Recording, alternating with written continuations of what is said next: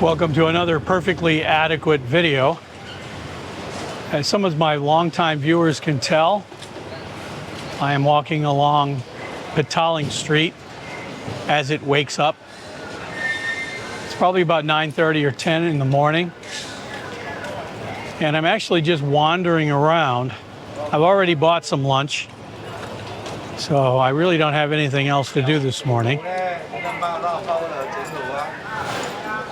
But I am going to take a walk over to Pas Arseni, which is not too far from here, and maybe get some more lunch, or maybe buy some breakfast.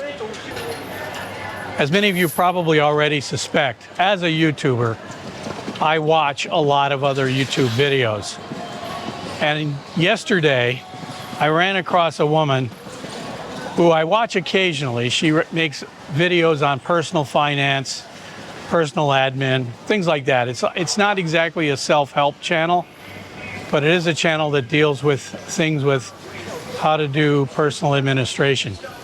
And she got to talking about 5 things that she never bought.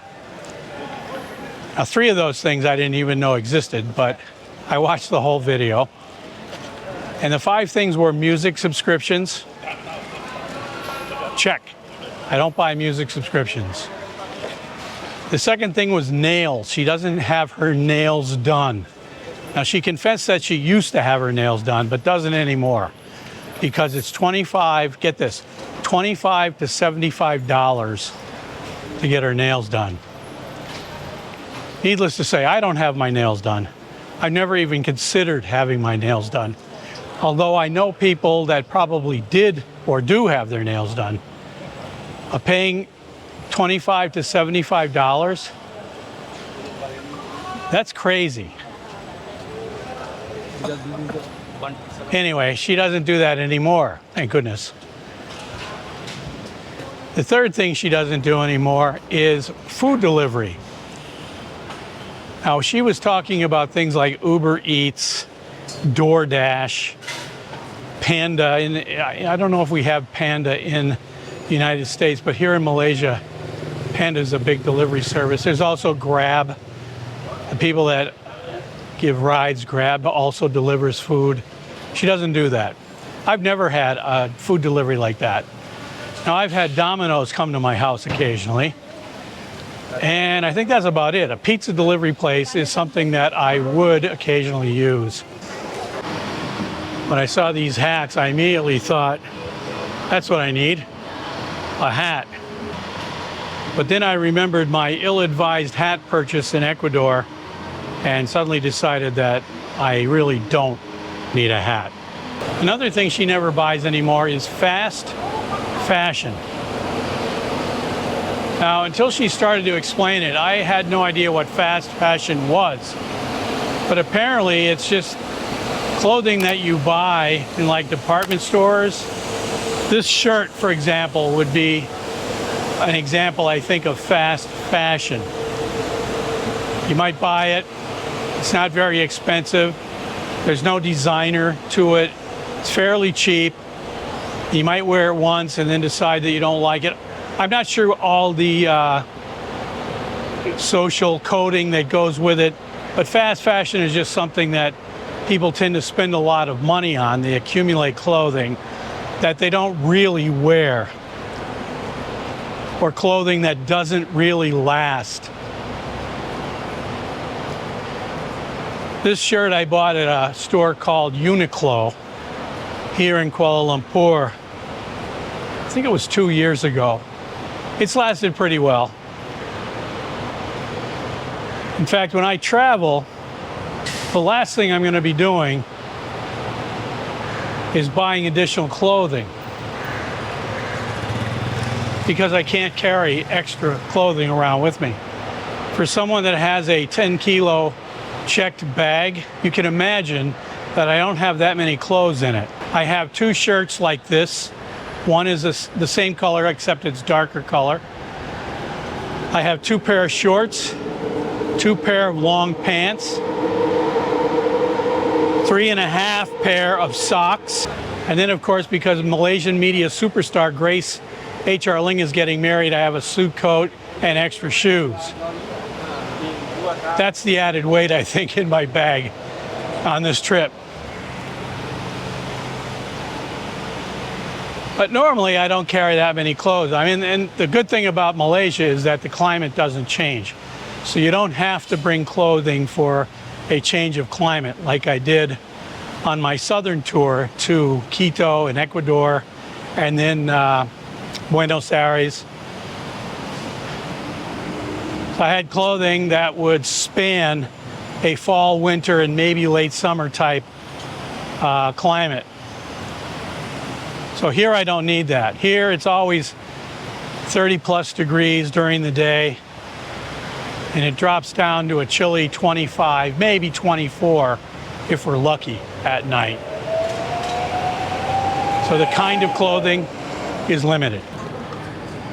If you've visited Kuala Lumpur before and you know where I am in town, then leave a comment in below and let me know.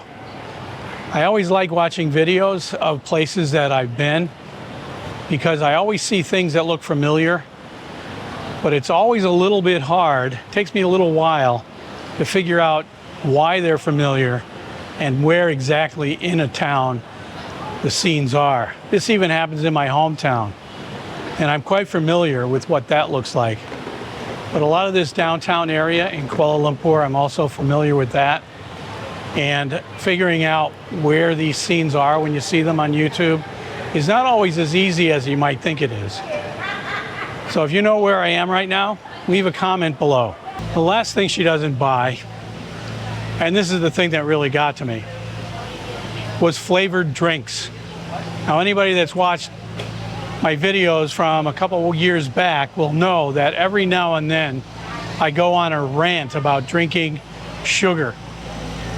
And I have to say that in a world that's being overcome by obesity and diabetes, sugared drinks are probably one of the main causes.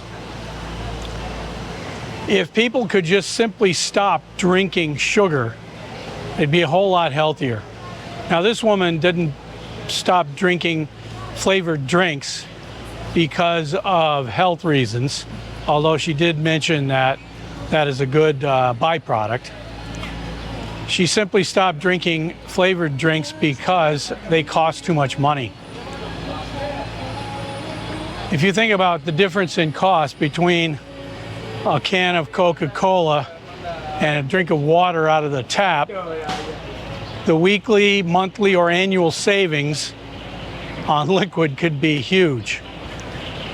In most places around the world, there's absolutely nothing wrong with drinking water from the tap. That's what I do here in Malaysia. And I don't waste money on bottled water, Coca-Cola, or any other kinds of flavored drinks. By the way, a flavored drink is anything that has any kind of flavor.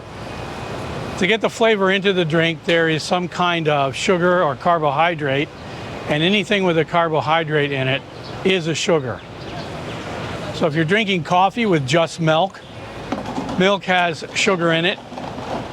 It's a form of carbohydrate, so you're still drinking sugar. But anyway, when I get on these rants about this, I always suggest that people give it a try of not drinking sugar for 1 month. That's all it takes, 30 days, give it a try. After 30 days, you won't feel the need for flavored drinks anymore. So what that means is you're gonna drink water, black coffee, and plain tea, nothing in the tea or the coffee. Wipe out drinking sugar completely from your diet.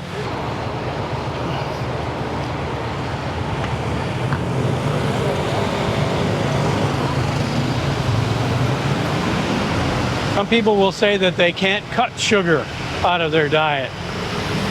I'm not talking about taking it out of your diet. I'm saying don't drink it.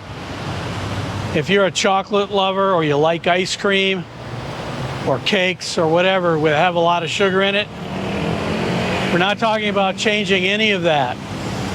I'm simply saying don't drink it. Drink water for 30 days, see what happens. Like I said, I'm going to try and find that video again, and I'll put a link to it in the description below. So take a look at it. The videos are very good. They're well lit, their audio is good, and she presents herself very well. I like a lot of her content. But when I saw that she gave up not buying flavored drinks, that's what gave me the idea I have to make a video about that. So I hope you'll try my 30-day challenge, giving up drinking sugary drinks or flavored drinks of any kind, just for 1 month, 30 days, and see if you like the results. I'm sure I'll have more on my minimalist tendencies coming up in future videos as I approach the singularity. Get everything that I use, wear, carry, store, down to the absolute minimum. Stay tuned for that, and until then, be seeing you.